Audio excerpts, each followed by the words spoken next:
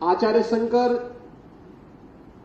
जब अपने अद्वैत ज्ञान से परिपूर्ण होकर के आगे की साधना के लिए वे काशी में आए,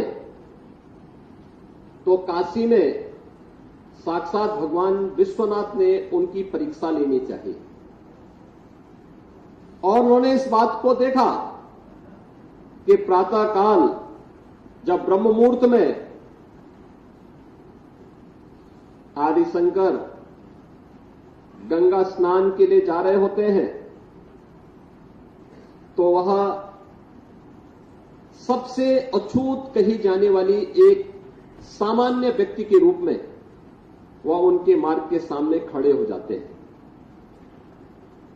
तो स्वाभाविक रूप से आदिशंकर के मुंह से निकलता है, हटो, मेरे मार्ग से हटो।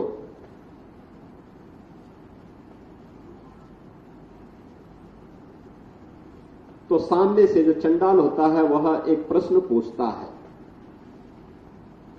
कि आप तो अपने आप को अद्वैत ज्ञान के मर्मज्ञ मानते हैं, आप किसको हटाना चाहते हैं?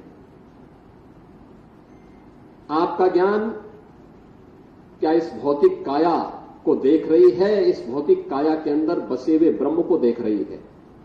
अगर ब्रह्म सत्य है तो जो ब्रह्म आपके अंदर है वही मेरे अंदर भी है, और इस ब्रह्म सत्य को जान करके अगर आप इस ब्रह्म को ठुकरा रहे हैं तो इसका मतलब आपका ये ज्ञान सत्य नहीं है।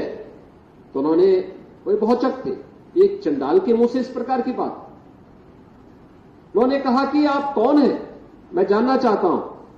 उन्होंने कहा कि जिस ज्ञान व्यापी की साधना के लिए, दुर्भाग्य से वो ज्ञान व्यापी आज लोग उसको दूसरे शब्दों में मस्जिद कहते हैं, लेकिन वो ज्ञान व्यापी साक्षात विश्वनाथ ही है। जिस ज्ञान व्यापी की उपासना के लिए आप केरल से चल करके यहां आए हैं, मैं उसका साक्षात स्वरूप विश्वनाथ हूं। तो वह उनके सामने नतमस्तक होते हैं और उन्हें इस बात का पश्चाताप होता है कि नहीं, ये जो भौतिक अस्पृश्यता है यह न केवल साधना के मार्ग का सबसे बड़ी बाधा है, बल्कि राष्ट्रीय एकता और अखंडता की भी सबसे बड़ी बाधा है। और इस बड़ी बाधा को अगर हमारे समाज ने समझा होता तो देश कभी गुलाम नहीं होता।